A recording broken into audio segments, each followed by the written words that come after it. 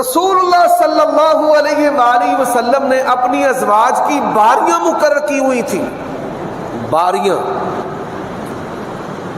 آپ صلی اللہ علیہ وآلہ وسلم کی سنت کے اندر ایک بہت بڑا عقیدہ بھی چھپا ہوا ہے۔ جو لوگ یہ کہتے ہیں کہ اللہ کے نبی ہر جگہ ہیں، اگر ہر بیوی کے گھر رسول اللہ ایک ہی وقت میں ہیں تو پھر باریاں مقرر کرنے کا کیا معنی اور مطلب ہے؟ ان لوگوں کو سمجھنا چاہیے کہ آپ صلی اللہ علیہ وآلہ وسلم نے اپنی ازواج کی جو باریاں ہیں وہ مقرر کی ہوئی تھی۔ سیدہ عائشہ رضی اللہ تعالی عنہ کی جب باری ہوتی تو لوگ جو ہیں وہ آپ صلی اللہ علیہ وآلہ وسلم کو تحائف بھیجتے تھے۔ ان کا مقصد کیا ہوتا تھا؟ اللہ کے نبی کی پیاری بیوی ہے، آپ ان سے محبت کرتے ہیں تو ہم بھی تحفے بھیجیں گے، محبت کرنے والوں میں ہمارا بھی نام آ جائے گا۔ تو انہوں نے آپ صلی اللہ علیہ وسلم کی ازواج مطہرات نے 2 پروگرام کیے باہم مل کر۔ پہلا کہ نبی علیہ الصلوۃ والسلام کی محبوبہ نور نظر، جگر کا ٹکڑا سیدہ فاطمہ رضی اللہ تعالی عنہا کو نبی علیہ السلام کے پاس بھیجا کہ آپ رسول اللہ کے پاس جائیں اور آپ ان سے کہیں، یہ باتیں کریں کہ ادھر تحفے جاتے ہیں تو ہمیں بھی آنے چاہیے۔ سیدہ فاطمہ رسول اللہ صلی اللہ علیہ وآلہ وسلم کے پاس آئیں۔ اللہ اکبر۔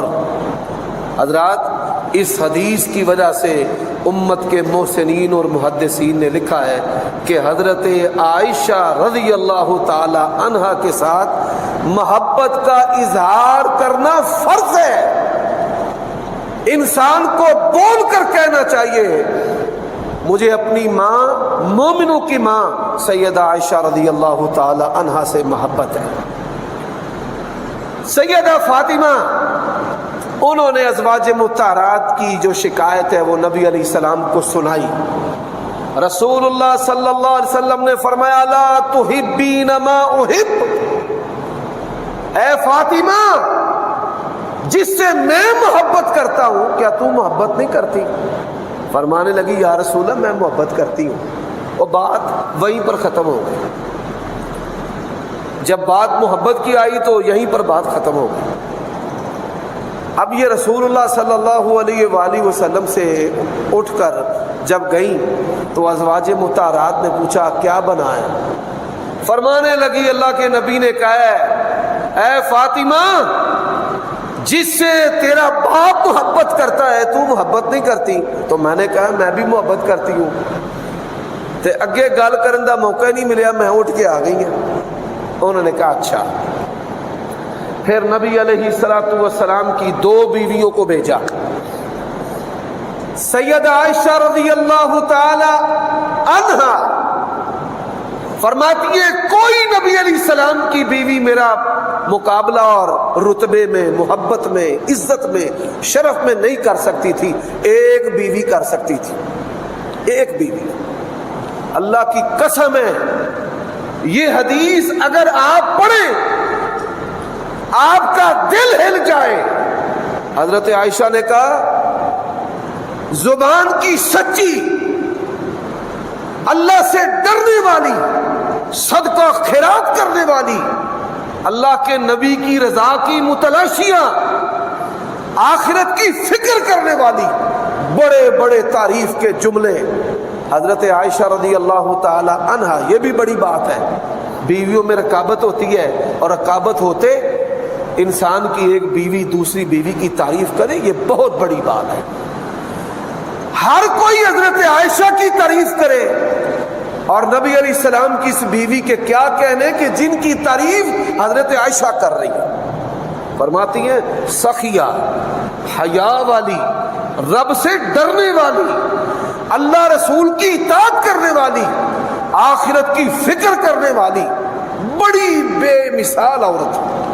اچھا ان کا تذکرہ میں بعد میں کرتا ہوں، لیکن پہلے نبی علیہ الصلوۃ والسلام کی ایک زوجہ ہیں جن کا دین بیان کرنے میں بھی بڑا نام ہے، سیدہ ام سلمہ رضی اللہ تعالی عنہا۔ حضرات یہ سیدہ ام سلمہ کوئی معمولی عورت نہیں ہے، ان کے جو خامند ہے ابو سلمہ وہ فوت ہو گئے۔ نبی علیہ الصلوۃ والسلام نے ان کے خامند کو ایک دعا سکھلائی تھی کہ اگر کوئی مصیبت آ جائے، کوئی پریشانی آ جائے، نقصان ہو جائے تو دعا پڑھنی ہے، اللہم اجرنی فی مصیبتی واخلف لی خیرا منہا۔ فرمانے لگی میرا خامد فوت ہو گیا اور ابو سلمہ سے بڑھ کر بہترین خامد میں یہ سوچ ہی نہیں سکتی تھی کہ کوئی ابو سلمہ سے بھی بڑھ کر بہترین ہوگا، لیکن اپنے خامد کی سکھلائی ہوئی جو دعا ہے وہ میں نے پڑھنا شروع کر دی، اللہم اجرنی فی مصیبتی واخلف لی خیرا منہا۔ بڑی معذرت کے ساتھ ہم 5 مسئلوں والے اہل حدیث ہیں، ہمیں نہ نبوی کھانوں کا پتہ ہے اور نہ ایسی دعائیں ہمیں آتی ہیں۔ یاد کر لیں اس دعا کو، اللہم اجرنی فی مصیبتی واخلف لی خیرا منہا۔ یہ آج کے خطبے کا دوسرا سبق ہے جو سیرت عائشہ سے تعلق رکھتا ہے۔ فرماتی ہیں میں نے پڑھنا، اس دعا کو پڑھنا شروع کر دیا اور ساتھ یہ بھی سوچوں کہ ابو سلمہ سے بھی کوئی بہتر خامد ہو سکتا ہے۔ ام سلمہ تیری شان کے کیا کہنے، اللہ کے نبی نے ام سلمہ کو نکاح کا پیغام بھیج دیا، ام سلمہ میں اللہ کا رسول تیرے ساتھ نکاح کرنا چاہتا ہوں۔ آپ اندازہ کیجیے ام سلمہ کی بھی بڑی شان تھی۔ یہ عزت کی بات ہوتی ہے نا کہ کوئی رشتے کا پیغام بھیجے۔ آپ کو پتہ ہے کہ اس سے ہمارے معاشرے میں کسی کی برتری ثابت ہوتی ہے، وہ لڑکا ہو یا لڑکی ہو، کسی لڑکی کا رشتہ چلا جائے یہ بھی عزت کا باعث ہے۔ کئی بیچارے جو ہیں وہ فکر مند رہتے ہیں ہماری طرف پیغام آئے، اور کئی ایسے خوش نصیب ہیں کہ ان کے گھر میں کئی لوگوں کے رشتے کا پیغام جاتا ہے۔ بہرحال ام سلمہ جو ہیں وہ نبی علیہ السلام کے پاس آئے، یا رسول اللہ صلی اللہ علیہ وآلہ وسلم، یہ آپ کی ازواج کہتی ہیں کہ سید عائشہ سے جو محبت ہے، حضرات جہاں تک اللہ کے نبی کے ہاتھ کا تعلق ہے، باری کا تعلق ہے، آپ برابری کرنے والے ہیں، اور جہاں تک ہمارے نبی کے دل کا تعلق ہے تو دل میں محبت کون ڈالتا ہے؟ اللہ ڈالتا ہے۔ تمام ازواج سے برابری ہے۔ نبی علیہ السلام نے ام سلمہ سے کہا لا تؤذینی، مجھے اذیت نہ دو عائشہ کے بارے میں تم میں سے کسی کے بستر میں بھی ہوتا ہوں، آسمان کے رب کی وحی نہیں آتی، عائشہ کے بستر میں ہوتا ہوں تو آسمان کے رب کی وحی آتی ہے۔ حضرت ام سلمہ نے اسی وقت کہا یا رسول اللہ میں اللہ کی پناہ پکڑتی ہوں کہ میں آپ کو تکلیف اور عذاب، وہ بھی چلی گئی۔ اب آ گئی، میں نے جس اللہ کے نبی کی لاڈلی اور چہتی بیوی کا ذکر کیا ہے کہ جن کی تعریف جو ہے وہ سیدہ عائشہ نے کی ہے۔ حضرات سیدہ عائشہ فرماتی ہیں اللہ کے نبی کی بیویوں میں سے سب سے بڑھ کر سخاوت کرنے والی بیوی وہ کون ہے؟ سیدہ زینب رضی اللہ تعالی عنہا ام المؤمنین۔ سیدہ زینب فرماتی ہیں کوئی بی میرا مقابلہ نہیں کر سکتی تھی، اے زینب جو ہے نا یہ میرے ساتھ جو ہے نا شرف مقابلے میں تھی۔ حضرات اس کا سبب کیا تھا؟ حضرت زینب سلائی کڑھائی کی بڑی ماہر تھی۔ حضرات آج سے پہلے مائیں اپنے بچیوں کو کروشیا، سلائی کڑھائی، کپڑے سینا کیوں سکھاتی تھی؟ یہ نبیوں کے گھرانے کا عمل ہے۔ حالات مشکل آ جائیں عورتیں اپنے ہاتھوں کی محنت سے اپنے گھروں کو بچا لیتی ہیں، فقر و فاقے سے بچ جاتی ہیں، اور آج یہ چیزیں بھی ہمارے گھروں سے نکلتی جا رہی ہیں۔ سیدہ زینب سلائی کڑھائی کرتی تھی، پھول بناتی تھی، کپڑے سیتی تھی، اور اس کمائی کے ساتھ کیا کرتی تھی؟ آپ یہ سن کر حیران ہوں گے سیدہ زینب اس کمائی کے ساتھ یتیم بچوں اور بچیوں کی کفالت کرتی تھی۔ اللہ کے نبی نے کہا یتیم کی کفالت کرنے والا میرے ساتھ اس طرح ہوگا جس طرح یہ دو انگلیاں آپس میں ملی ہوئی ہیں۔ مالداروں شہر کے اندر یتیم ہیں، ان کی کفالت حاصل کر کے بھی آپ جنت حاصل کر سکتے ہیں۔ بلکہ ایک اور حدیث سناتا ہوں بڑی دلچسپ۔ نبی علیہ السلام نے فرمایا میری بات سب سے پہلے مجھے بیویوں میں سے وہ ملے گی، یعنی فوت ہونے کے بعد، جس کے ہاتھ لمبے ہوں گے۔ ازواج مطہرات نے فٹا لے کر کانا لے کر ہاتھ ماپنے شروع کر دیے کہ کس کے ہاتھ جو ہیں وہ لمبے ہیں، لیکن جب زینب فوت ہوئی تو پھر پتہ چلا رسول اللہ کی بات کا مطلب ہے ہاتھوں کی لمبائی سے مراد ہاتھوں کی سخاوت تھی۔ وہ اپنے ہاتھوں کی کمائی سے نبی علیہ السلام کے لیے تحفے خریدتی تھی۔ خوشبو خریدنا، اللہ کے نبی کو خوشبو سے بڑی محبت تھی۔ شہد خریدنا، نبی علیہ السلام شہد سے بڑی محبت کرتے تھے۔